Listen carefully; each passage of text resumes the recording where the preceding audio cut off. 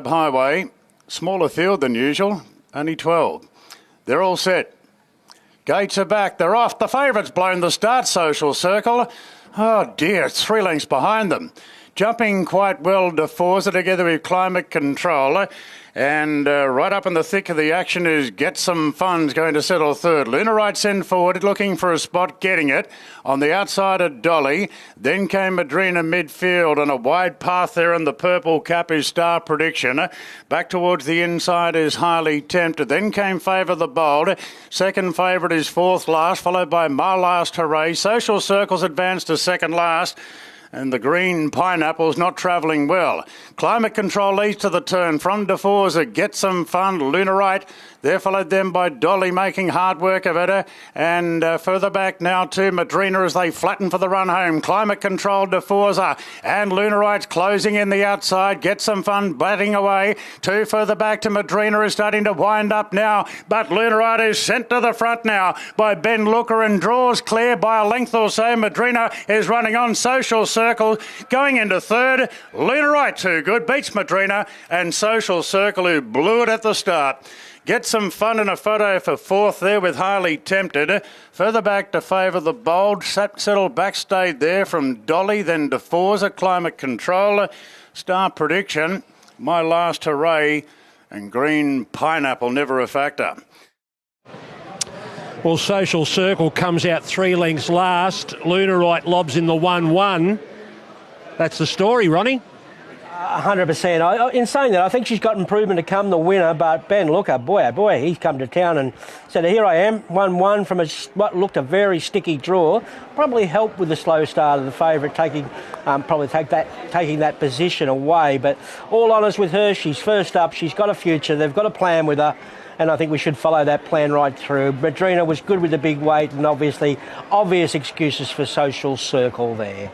We're going to try and have a look at the head-on of the start just to see what Social Circle did before we take you away. Barrier 4. Let's see if there's any problem there. No, just very slow, flat-footed. Not interested. Didn't want to jump at all and comes out 3 lengths behind them and runs third. 3-1, 5-10, 3-1, 5-10. They've run 1-9.68, which would be pretty good for the highway grade. Let me just check that class record. Yeah, 1961 is the highway class record. They've run 1968. 34.67. Numbers are up. 3-1, 5-10. Well done, Paul. A stylish win. Great ride. Very good ride. Ben's been doing a lot of work for me up there for the last few months now, and probably reward him the way we have today. It's it's a good effort. He handled it particularly well, and she duly saluted. You got your eyes on the country championship? Yeah, look, hopefully, I don't think it's been, details have been explained as sort of where it's going to be. Hopefully it's at Port, it was last year, and that'll be our home track. Obviously, we'll probably give her maybe another run or so.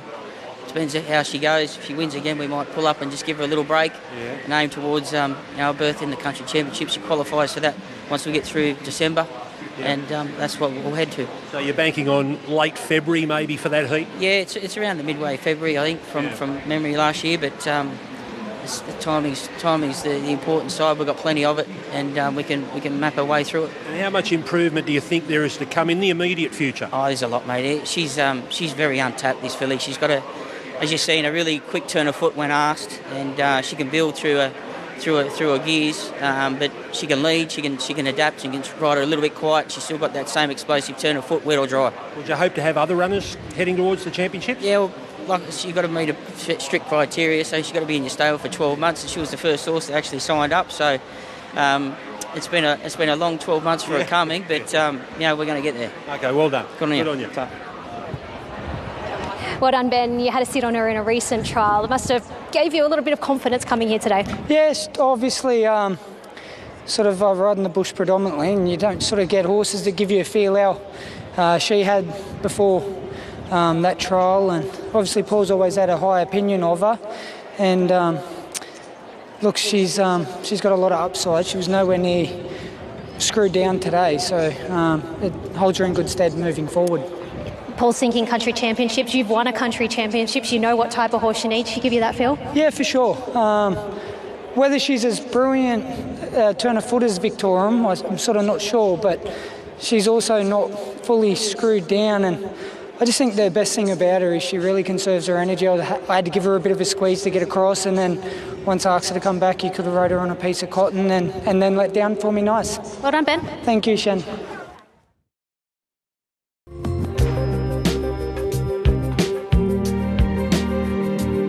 Now they're just about right, and the gates clang back. They're off. Favourite Oakfield Jupiter was one of the first out, with Supernui showing great speed, and Supernui's looking for the lead. Oakfield Jupiter being taken back now as Satnos goes up the fence, Amaretta Bow the outside, and Moto Scarfo is very well positioned fourth. Artful Persuasion whipping up on the outside of runners, and now Oakfield Jupiter has to go forward as well. They're followed by Puerto Barnes on the inside of Rolling Magic. Norton Road's a bit deep. Two further back to Clear Proof on the outside of Mahogany Girl. Then Kirk up, and last of all is Alabama State. Supernui a narrow leader from Amaretta Bow, and Artful Persuasion stranded 3 wide. Then Satna's fourth the rails from Moto Scarfo, and the favourite Oakfield Jupiter 3 wide with cover as they approach the home turn. Further back to Rolling Magic in the middle of the pack. Supernui, Amaretta Bow, they spin together from Artful Persuasion. Now pulling to the outside Oakfield Jupiter. Satnas is all strung up. Moto Scarfo's trickily positioned. Rolling Magic and Norton Road are next. Supernui under siege. Coming at it now is Oakfield Jupiter on the outside. Moto Scarfo will need chopper rescue as Oakfield Jupiter moved up. Satnas finally got the run. Rolling Magic steaming home. Oakfield Jupiter, though, will just win it. Oakfield Jupiter from either Satnas or Rolling Magic. Clear Proof, Alabama State charging home. Then came Norton Road. Further back to Amaretta Bow. Moto Scarfo, no luck at all down the running. From Artful Persuasion, Mahogany Girl, Puerto Barnes, and Kirkup was one of the last in.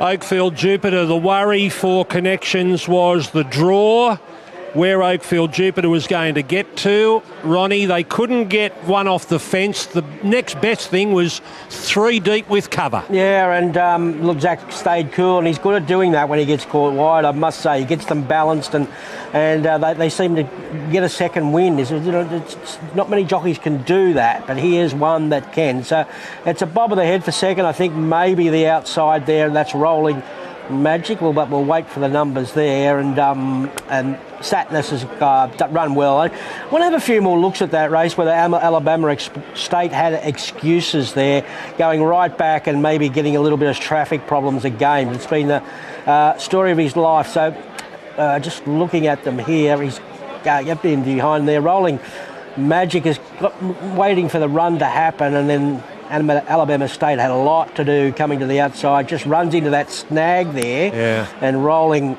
Magic may have just taken his run. You're a little bit worried about where she was going to end up. Full credit to Zach Lloyd. Yeah, got a peach of a ride. Been really lucky from, this time in, 2 ordinary draws, and we've got 2 really good runs. So, look, she's a really nice mare. She's got plenty of upside, putting a really good record together. So, really happy for Bruce. I was just saying, he does a super job with his horses. He does a lot of the work himself up at the farm with Karen, and he puts a lot of time and effort and money into it, and really happy to get a good one for him. How many Oakfields would you have? Oh, look, it varies, I think at the moment there might be half a dozen there, and it flows. Sometimes we've had 10 or 12, but Bruce spreads them around a little bit, but he's been a great supporter of mine for 8 or 9 years. What about the provincial championships, if you're eligible by that time? Definitely, she'd be a very live hope in a race like that, and it's obviously worth really good money, and with the weight scale of a race like that, she'd be really well in as well. So that's something we'll definitely talk about. She's won 4 now, so she could only win one more. She can only win one more, and obviously if you went around again and won, you'd have to go into a race like that first up. But look, it's a good problem to have, but we'll sit down and talk to Bruce and work out what we do. Well done, Dana. Cheers, thank you. All right, Zach, I know you just picked up the ride this morning. What sort of a feel does she give you? She's a pleasure to ride. She's good effort by Damien to get her to run 1300 second up, and it's a bit unfortunate Aaron couldn't make weight, but I was there waiting for the opportunity, and she gave me a lovely ride. She was very push button. Did you always feel like she was the winner? I did. Pre-race I was very confident she would run well. Obviously the barrier was a bit tricky, but once I could see Tommy rolling in front of me 3 wide, I was very happy to be 3 wide with cover. We didn't go overly quick, so I was right in the striking distance, probably a length or two off them as we straightened, and she hit the front with a long way to go, but she'd done enough to keep out in front. Good job. Thank you.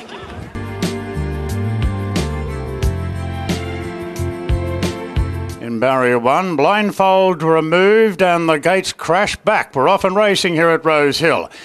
Now, Casino Bear's given a rev up out of the barrier. Scottish Pearl's pretty handy. The Budgie Smuggler going forward, Claim the Crown going forward. Mr. Fabulous settles behind with Sting in the tail. Presley, Captain Maverick's over racing. War Ribbon taken back and Queen Tavane is the last one. Casino Bear leads and Claim the Crown rushes up on the outside.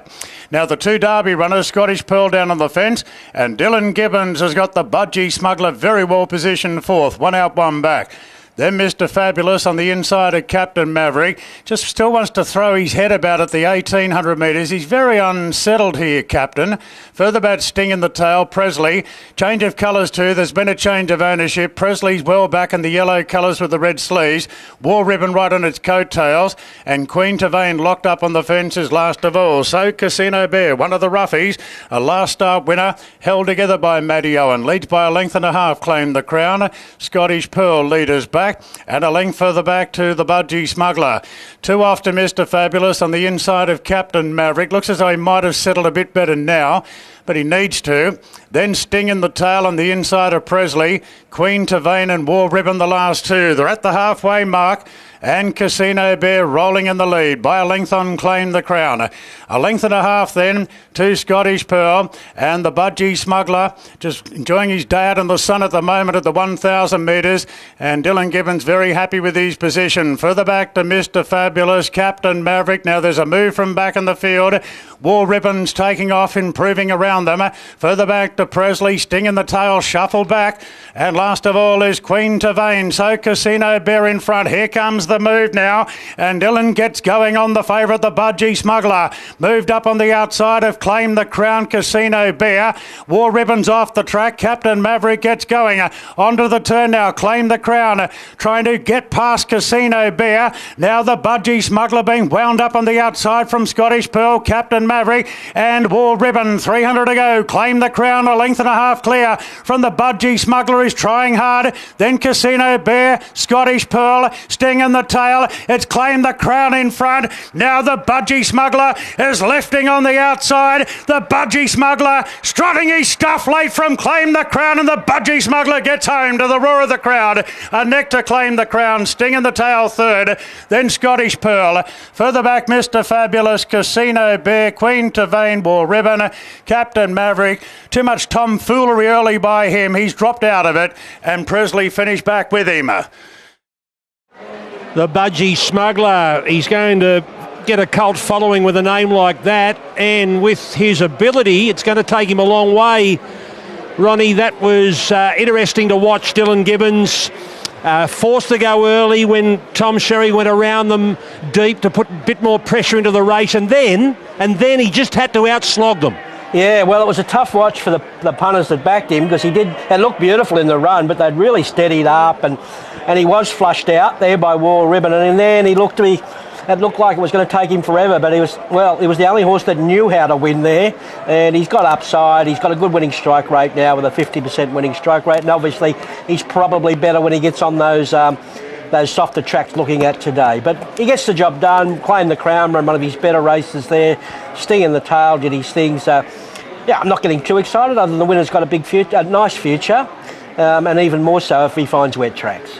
2:31.57 the time, 2:31.57, 35.72 the last 600 metres, and outside the class record there of 2:27. Glenn Lobb, he's going to get a bit of a cult following with his name. Yeah, I think he is, Greg, yeah, with a name like that. But he hasn't got a real quick turn up of speed. It took him the whole straight. I'm glad that horse took off back in the field, which made Dylan come out and go. I don't know how quick they've gone. I don't think they've gone over quick. So that was probably against him. I think he'll be better off suited when they go along a bit. But you can only win. But he took the length of the straight to get them. I was a little bit worried at about the 100 I thought he was going to win. Then at the 50 again I thought, oh, geez, is he going to get there, But so Tom Sherry taking off and making them go a bit quicker might have been a blessing for you. A definite blessing, you know, because I mean, you know, like he's landed 1-1. Dylan wouldn't have felt like taking off too early unless he needed to. But when they come, he definitely done the right thing, because if he stays in, I don't think he wins, you know. So, but he's a good, tough horse. I don't know how far he'll get. Looking at that, he looked like he'd get 3 mile. But he loves the wet too. That's it. That's the thing, you know, if you can get some wet tracks. I know this time of the year is probably you're not going to get too many, but, you know, it was a good, tough win today, and I think just sneaking him out further in distance, if we can get races over further, will just suit him down the ground. Good job, well done. Thanks, Greg. Yeah. Well done, Dill. He seems very progressive and just a real grinder. Yeah, he is, and it's funny, the 2 times I rode him on top of the ground now, he never travels and gives you no feel whatsoever, so ultimately I didn't want to have to pop when someone forced me to. I wanted to control my own destiny, but whole race I was sort of just keeping him interested the whole way, and that's why I didn't go till someone forced me to. But full credit to the horse, because when they did force me to go, it was 100 metres sooner than I would have liked, and as you see on the replay, 100 to go, he was out on his feet a bit, so lucky he's just got the stamina in his legs. Did you feel in trouble?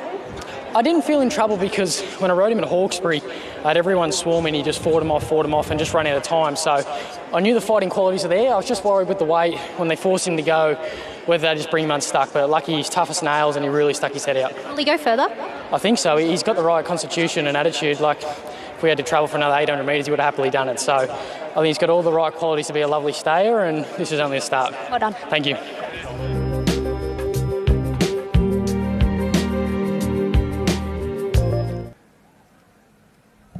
Bit of movement in the gates.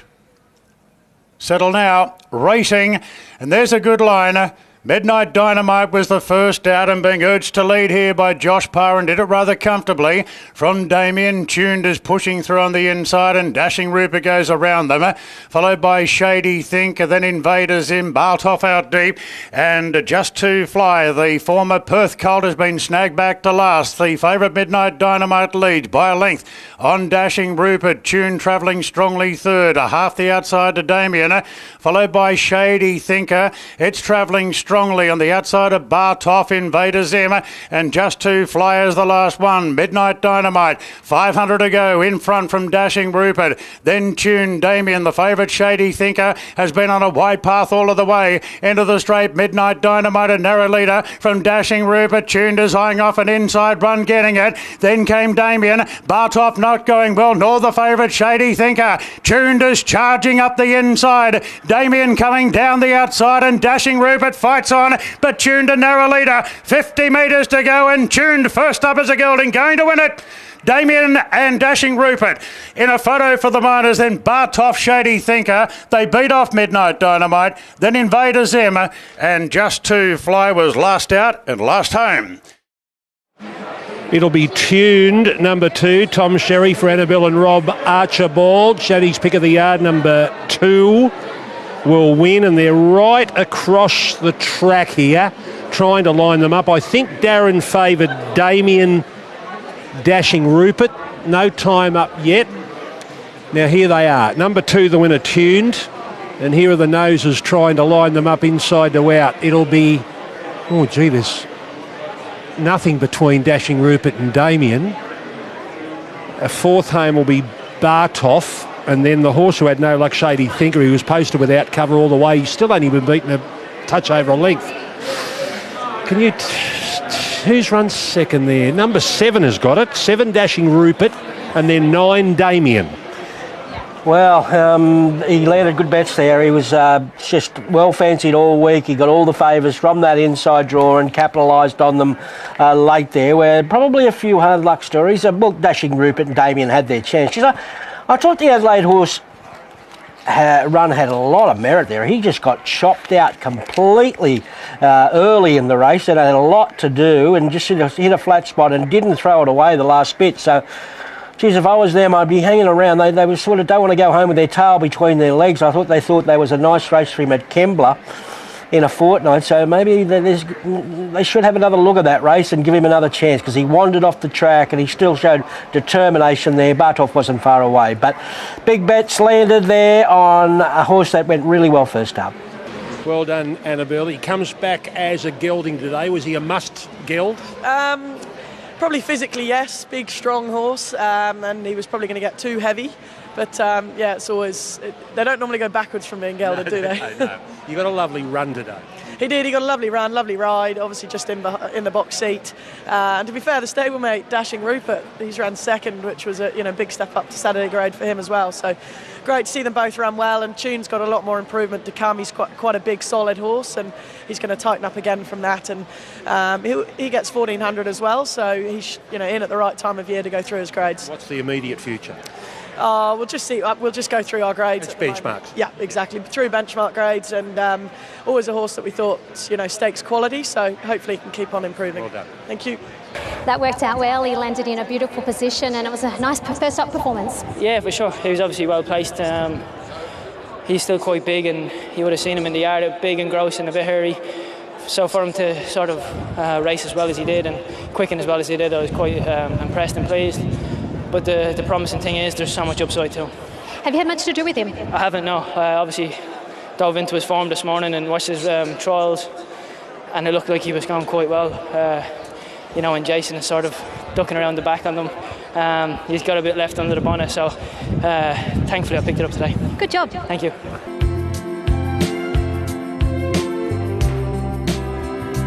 And the rules set. Gates are back now, and they're off and racing, and Adolphus was one of the first into stride, together with Luscare, and Existential Bob is showing a bit of toe towards the inside. Forecaster goes forward, and so does the favourite Hurstville Zagreb as they drive into the first turn. Brave Call gets well back in the field from Morning Sun ahead of it. Then Brosnan and Best Hours last of all. Going to the back, and Adolphus being pressured by Forecaster, and Lloyd goes forward here on Hurstville Zagreb.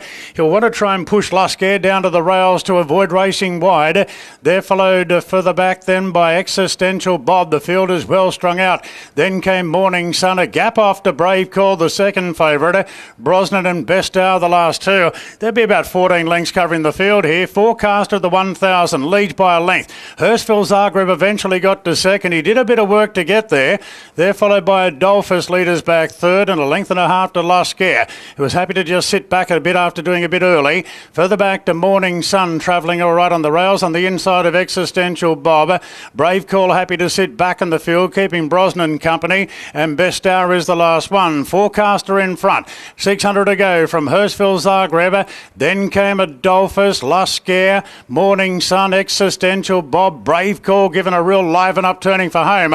Forecaster swings in front by a length and a half. Lloyd gets pretty busy on the fave now. Hurstville Zagreb getting closer. Then Luscare. Existential Bob's letting down well, and a couple after Brave Call. Hurstville Zagreb being tested by Luscare the outside, and Luscare races to a narrow lead from Hurstville Zagreb. Existential Bob and Best Hours flashing home. Luscare's in front, 50 out, begging for the post, and got it. Luscare a half length to Best Hour.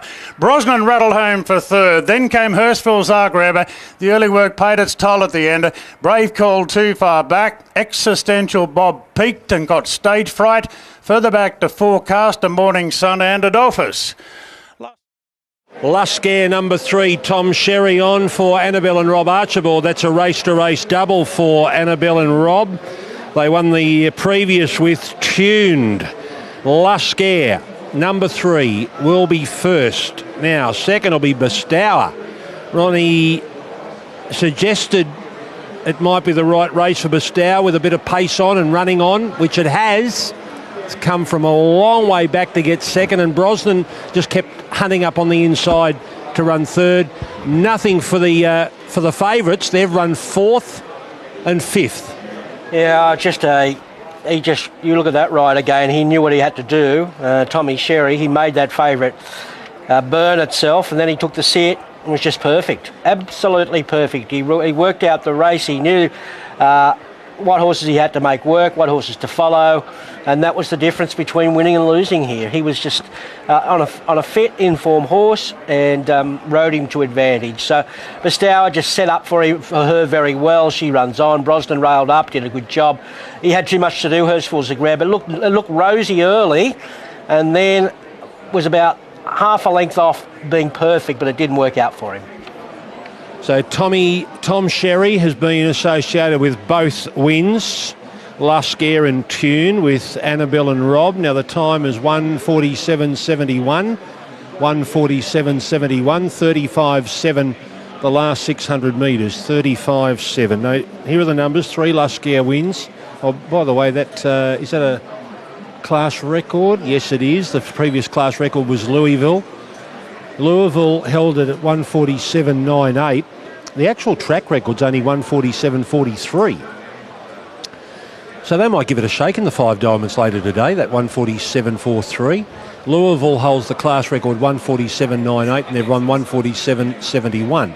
35.7 the last 600 metres. Lascare is first, number 3. 4 on the trot, which is no easy feat. No, he's gone from Goulburn, I think 4 starts ago, to winning on a Saturday here at Rosehill. So he's a horse full of confidence. The team have done a great job. He's been up for quite a long time, but he's just loving his racing. He just goes for a freshen up after each race and comes back into the stable, giving us no signs that he's had enough. So we just keep going around with him and he keeps winning. Just do the same thing. Yeah, exactly. But great ride by Tom Sherry. He's riding really well for the stable. Yeah. And big thrill for the owners to have a Saturday winner. Good double, well done. Thank you. There's a double for Annabelle and Rob. Well done, Tommy. Well, you nailed the first part of the race. You had Zach exactly where you wanted him. You made him do that extra bit of work, but this guy's going so well. Yeah, he's flying. Started to put 4 on the bounce in any grade is quite difficult, but for him to keep progressing and the way he's done it is quite impressive. So, as you said, the race panned out well. I sort of knew Zach was the horse to beat, and when I could just make him do that little bit more work, I was hoping it would tell in the finish, and it did. So, but credit to my horse, we thought he was a genuine wet tracker, and he's just kept improving. And for a fast track today, for him to run as quick as he did and close off the section as he did is a credit to the team and the horse. Did you know the second horse was coming as quick as it was? Not really, no. I did see the white reins out wide. I thought I was winning easy, and I just had to make sure he was sticking his head out still. Good job. Thank you.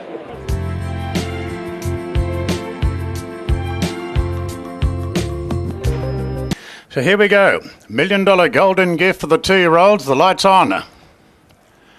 We're ready to go. Revengeance, a heavily backed favourite. And they're racing. Threesome was last out and Plagiarism was first out, spearing forward. Revengeance is trying to go with it, followed by Thrill Hunter. Artemex pretty handily positioned. Rapid Progress out wide, going right around the field. Spicy Miss as well as Artemex just eased back. It's going to cap about midfield now, in advance of Anthropoid. Then Defenceman on a wide path early is Persian Wonder. A gap to Threesome, Far Colo, and the next episode back towards the rear and wide. Plagiarism shows the way from Rapid Progress, and the favourite Revengeance in third position, half cutting. Spicy Miss the outside, Thrill Hunter there on the fence, and Artemex is about falling off the lead, middle of the pack, and the red cap needing a bit of room. Plagiarism at the 350 showing a good kick. It beat off Rapid Progress. Revengeance closing in, Spicy Misses closing in as well. It's Plagiarism tackled by Revengeance, a half the outside to Spicy Miss. Revengeance just in front of Spicy Miss. The 2 Derby runners are broken away, but Revengeance will land big bets to win the golden gift. Revengeance by 3/4, Spicy Miss. Plagiarism third, Anthropoid doing its best work late into fourth. Threesome got home well. Further back to Defenceman. Artemex no run on at the end. Then Thrill Hunter, Far Colo, and wider out Persian Wonder. A gap in the field to the next episode, Thrill Hunter. It did plenty of work, Rapid Progress, and finished near last. 3 golden gifts in a row for Gay Waterhouse and Adrian Bott. It follows on the wins of Shangri-La Express and last year North England. This time Revengeance. Number 1, Josh Parr. Derby run 1-2. They'll get Revengeance into the golden slipper, and the second prize money will go a long way to getting Spicy Miss into the slipper. It probably guarantees her a spot in the world's richest race for 2-year-olds in March. Third home is Plagiarism. A lot of prize money to add to its tally, looking towards the slipper as well. But the margin duff between the first 2 and then a gap to the third, gap to the fourth. What did you think? Oh, I think we've got a worthy slipper contender. Well, at this stage, a deserving ticket holder, put it that way. He got a dig in the ribs today. He just does everything so sweetly. He has a little bit of he floats a bit, and he enjoys his day out, and I think he keeps a little up the sleeve, actually. So maybe a blinkers horse when we get to grand final days, but he has just been well handled. breaks back through this Hellbent colt for the unlucky defeat probably in the Breeders' Plate, and he's just got a lovely little attitude about him. You've got to like him. We'll get an updated slipper price from Tim Ryan in a moment. Here we are in November, but it's not far away. A lot of the eyes will turn to the Magic Millions coming into January, and then it's full steam ahead to the slipper. Adrian Bock, congratulations. 3 years in a row winning the Golden Gift, the stable. Yeah, thanks very much. Quality horse to bring here today. I think the run was there for everyone to see in the Breeders' Plate. He was very, very honest, a touch unlucky, but he's been able to remain up to the mark for that gap, as we said, sort of not easy for them in between the time, but he was produced here today with a lovely ride by Josh, and was able to capitalise on that. Looking at that today, do you think he's got ahead from the Breeders' Plate? Yeah, no doubt, and that's what we'd seen with him going into the Breeders, is out of the trials is one of the horses of ours that had improved the most into the race, so expected him to do the same off the back of it, saw that in his work at home, and he's going to make his presence felt in the autumn again once he can sort of have a nice break now, and there's certainly more upside there. How long does he have off? Not sure yet, so obviously it's qualified for the slipper, and that's the main goal that we're going to work around as to what the lead-up path, whether it's for a Blue Diamond or an English Millennium race or a traditional path. He's got a few different options, but the main thing is want to get him the best shape we can to the slipper, which he's qualified for. Well done, Josh. The benefit of having race experience, he looked like he executed a lot better today. Oh, it's worth its weight in gold, isn't it, Chantel? The race experience. There was a push for a number of horses having their first start here today, and I couldn't quite get my head around the fact that we'd seen this horse, we'd seen what he's capable of, and we knew he'd taken really nice improvement from that run. His piece of work last Saturday was fantastic. So I come here with a lot of confidence, I must say.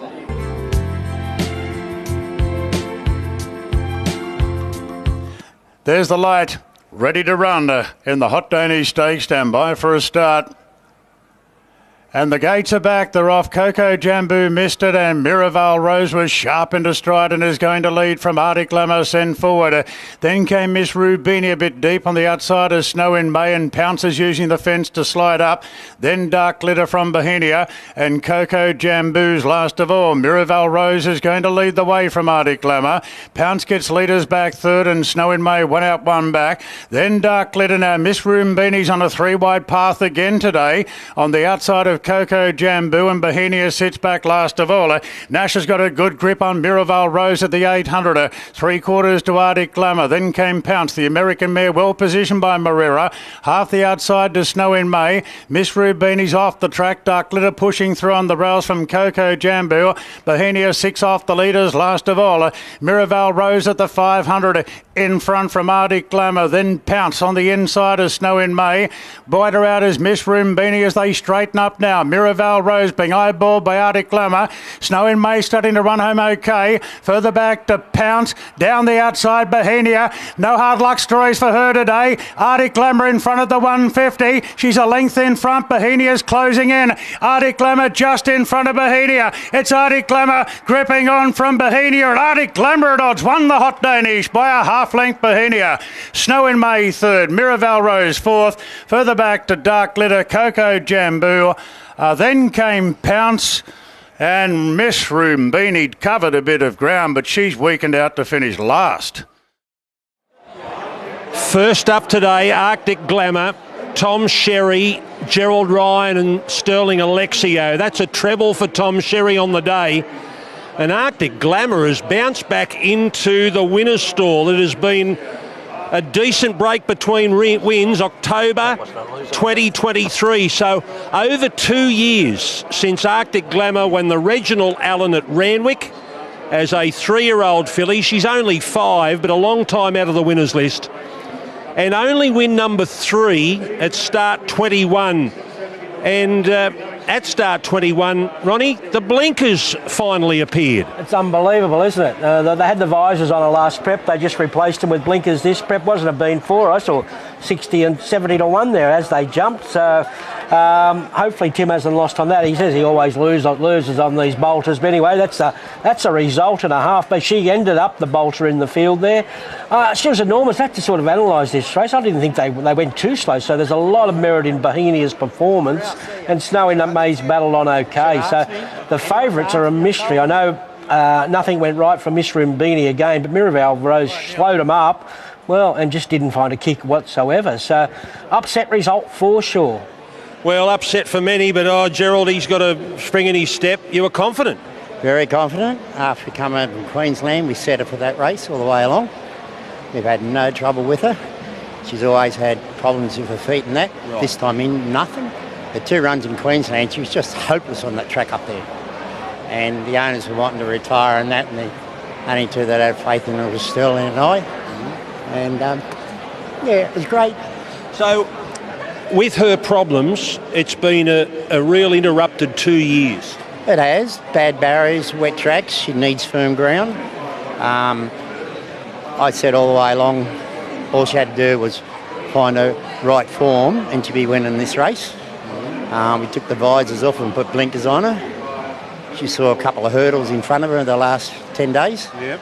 And her work on Tuesday morning was as good as I've seen her do on the course proper.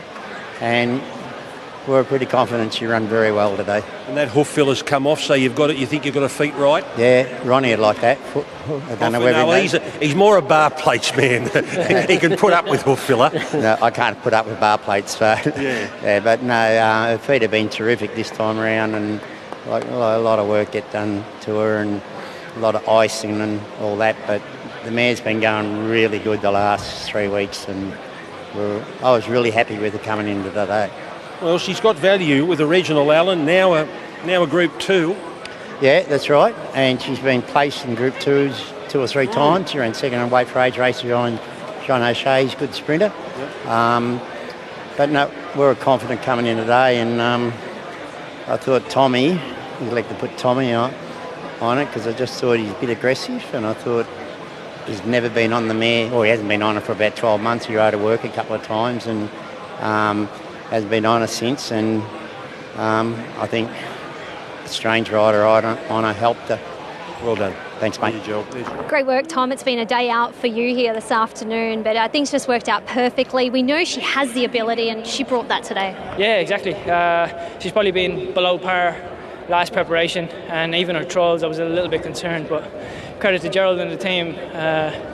He said that she walked last week with the blinkers on, and it really fired her up, so they were right. She began well, got into that good position, and she filled me with confidence the whole way around. She really was enjoying herself, got into a nice rhythm, and was tough late. I sort of felt them coming, but she wasn't stopping. It was a good win, and obviously a good day out. It's amazing how much confidence she'll gain from this. Those horses that just haven't had a win in a couple of years, she'll be able to go. She'll have a nice prep now. Yeah, 100%. Obviously, she was always a nice horse, but it seemed to lost her way a touch. Gerald and Sterling are really good at bringing horses back to form, and I hope she can go on with it. Yeah. Well done. Thank you.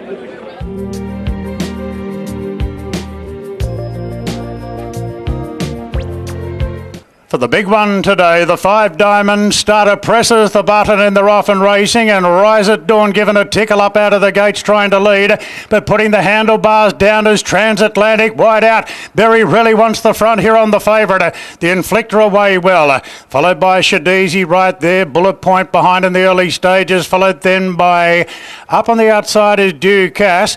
Now wider out is Fukabana on the outside of Militarised Firestorm Vivier, and Port Lockroy is the last one. Rise at Dawn held the front, and the favourite Transatlantic got across from the outside, draw into second. Shadizi well positioned third, followed by the Inflictor, and Bullet Point in the pink jacket right behind them on the fence. Deeper out is Fukabana, Ducasse between runners.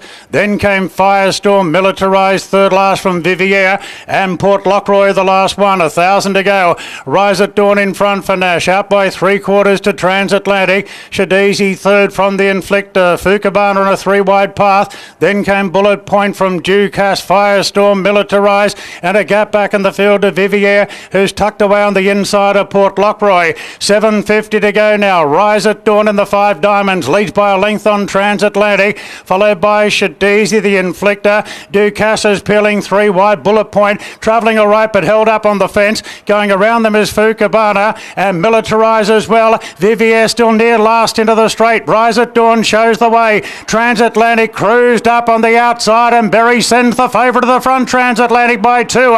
Vivier's taking a rails run, thundering home. Militarise down the outside. Transatlantic at the 150. Transatlantic. Vivier up the inside. The mare's coming hard. Vivier going to Transatlantic, and Vivier got up to win the 5 Diamonds. Vivier with a rails hugging ride.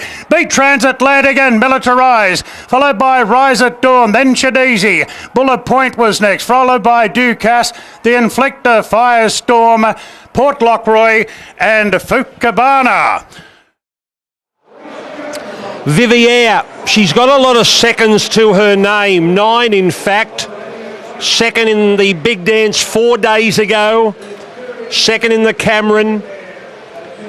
She did win the big dance wild card, and she's got through on the backup today with Rhys Jones to win a $2 million race. So what about the week for Vivier?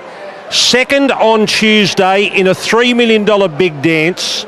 4 days later, she wins a $2 million 5 Diamonds.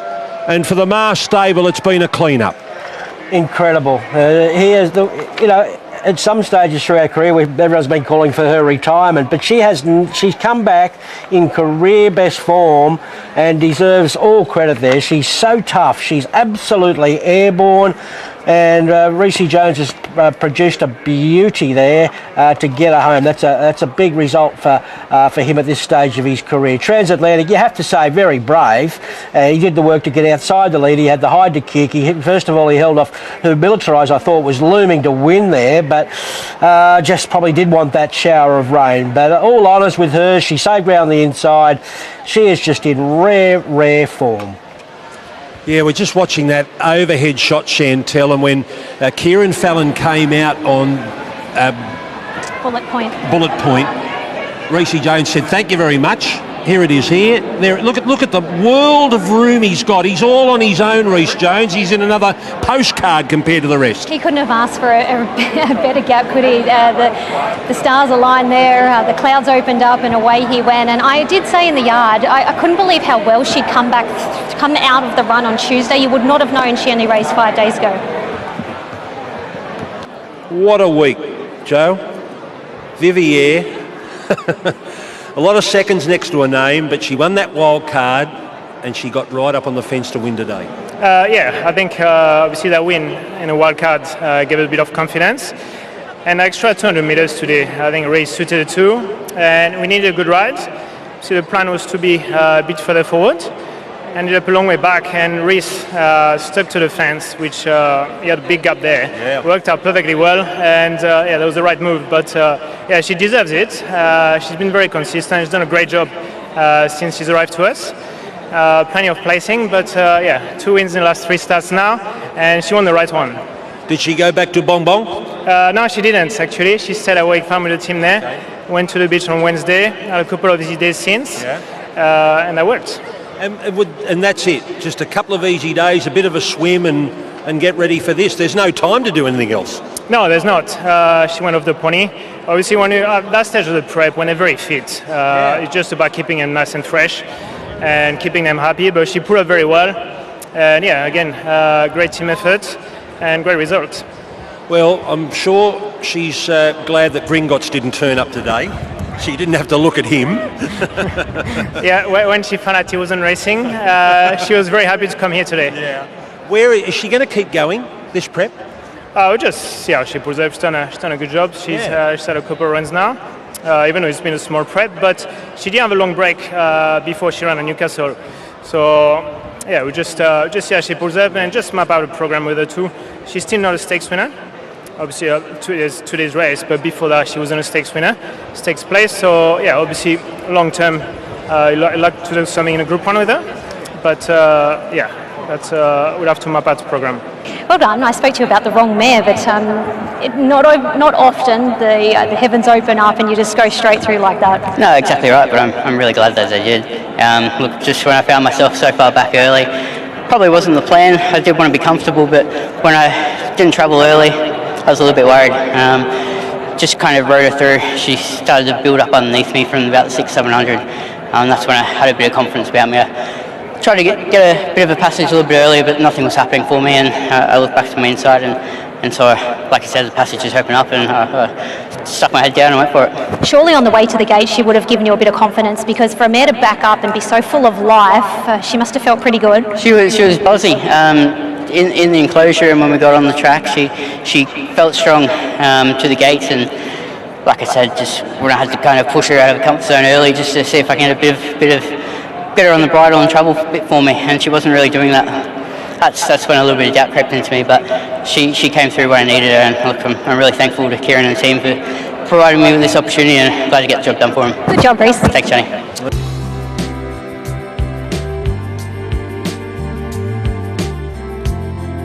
Stand by. Racing.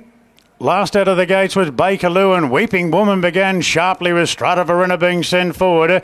Couples Retreat there will just ease back to sit third. Then Kimberly Secret, Spirit of Wealth. Couple off to Silver Wedding, followed then by Cozy Corner. Taxation being taken back to second last, and a big gap to Bakerloo. Weeping Woman, the post-time favourite, being eyeballed by Stratavarina. A length to Couples Retreat travelling strongly.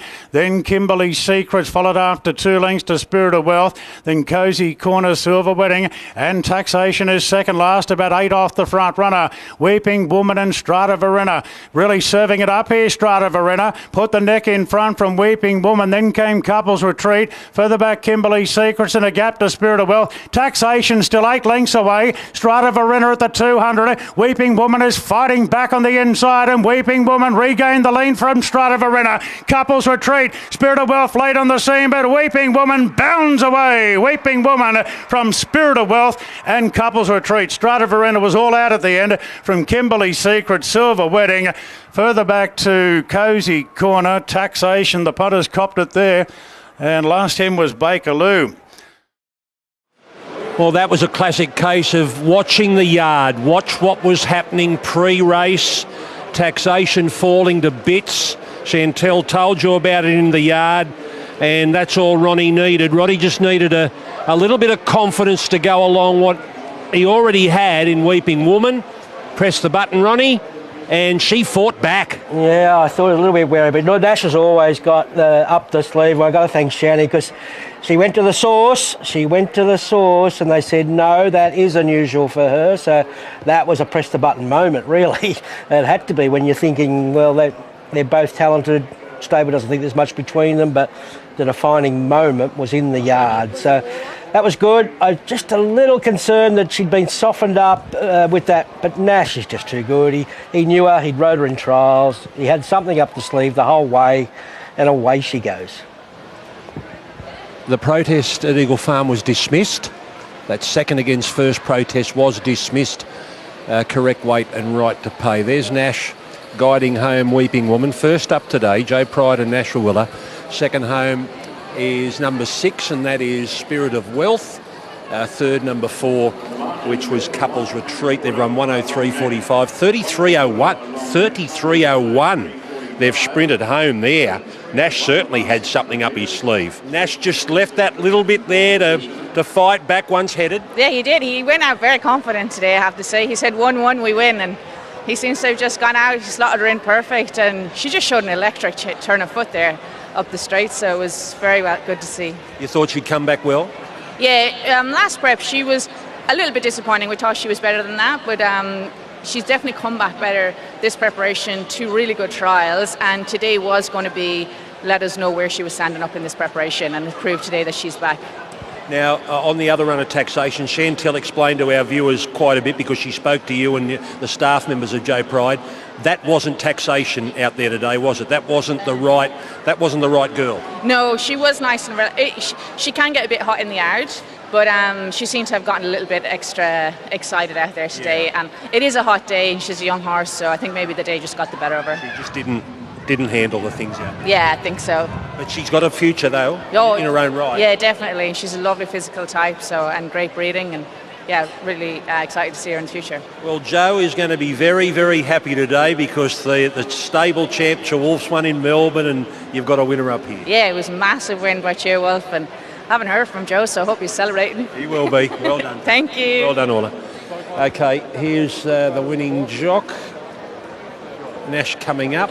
Shani's about to talk to him after he has a drink of water. Well done. All right, Nash, well done. That recent trial must have gave you a lot of confidence coming here first up. It did. It sure did. Look, she's quite taken by her about it one day at Wyong, and a couple of times since, and yeah, she's a mare I've always had a little bit of time for, and I thought there at the 250, I thought, geez, you're going to have to dig deep, sweetheart, and to her credit, she didn't let me down at all. She really went to another level. Early on, Dylan tried to soften you up there, but you didn't buy into it. No, he didn't at all. There was a lot of speed expected, and it didn't eventuate. And I was trying to go slow enough to do myself a favour first up, and his is obviously a more natural speed horse. So, to his credit, he didn't. He kept his horse in his rhythm, and it allowed me to sort of keep mine in mind. But yeah, I felt the first 300 we got pretty easy for 1100. You think she'd be in for a good prep off that? She will. No, my word, she's been given plenty of time and always cuddled, and she's ready to go into something bigger and better now. Well done. Thank you.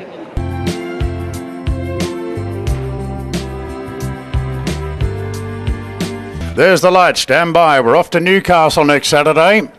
Racing in the last, and Altivo was last into stride. Frosty Girl wasn't flash out off the inside. High Blue Sea and Starman jumped well, and Formal Displays up there as well.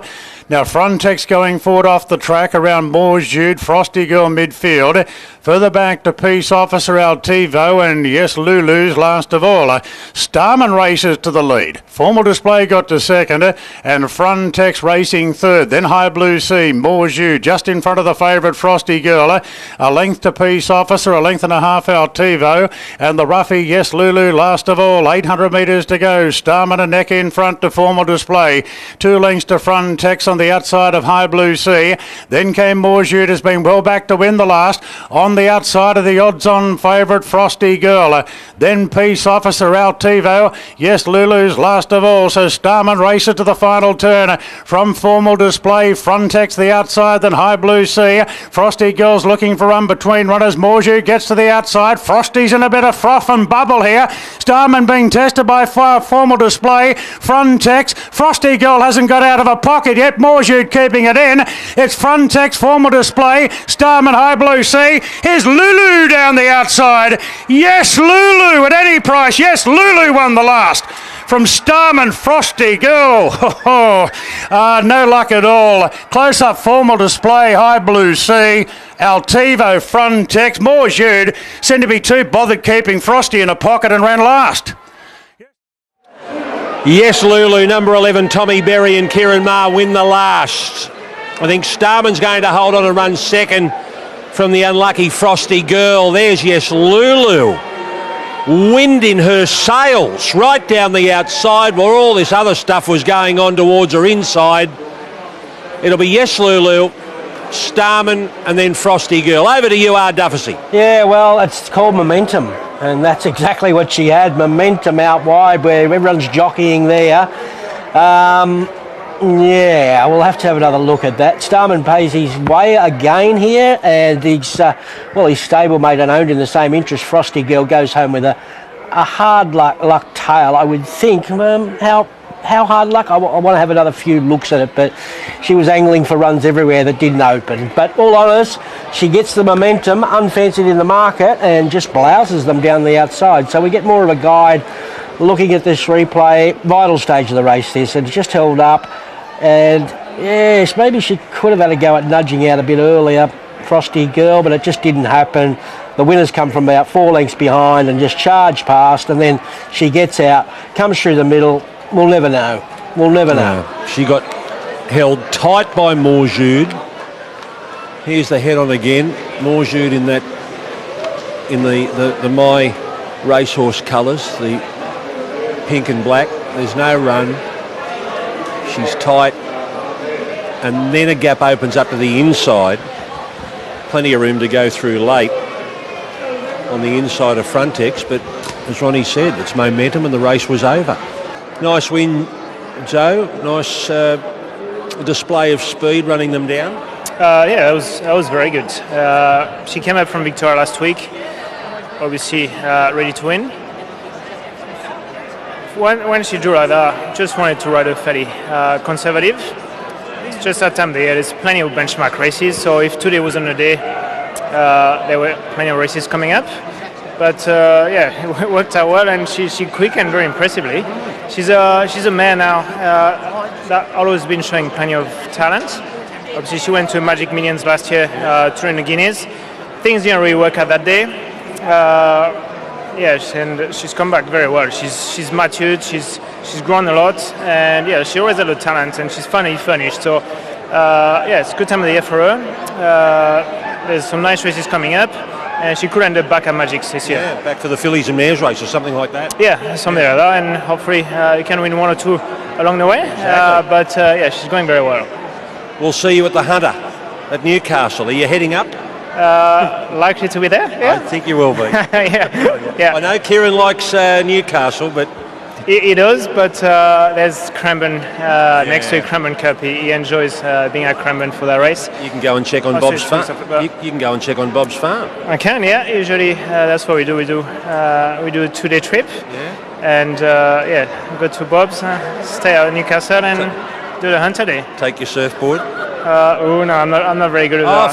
Frenchmen don't like the surf. No, I don't. I'm not very good at it, so we leave it at home. All right. Well done. See you up there. Thank you. On you, Joe. Here's Shani. Well done, Tom. It's been a bit of a long day, but you sat back, bided your time, and she let rip. Yeah, no, she sure did. She's. I know the team had a good opinion of her early on. Obviously, I don't know her at all, but they said she's just come back and filled out into a beautiful horse this time in, and she gave me a great feeling in the run. Filled me with a bit of confidence at the top of the straight, and handled them with content. So. She might have been performing a little bit below what they expected early on, but I think now that she's grown and filled out, that she might get to the heights that they always dreamed of. You always felt like you were going to pick them up? Not in the run, because she was very relaxed, but as soon as I pulled out from behind cover, she went into another gear. So she's an unassuming sort of a horse, but you know, she's very strong, and she's going to enjoy getting over further as well. So she's got a nice preparation ahead, and thank God for her, because it's been a long day. Well done, Tom. Cheers, thanks, Shan. Okay, that's Rosehill today. 5 Diamonds Golden Gift and the Hot Danish.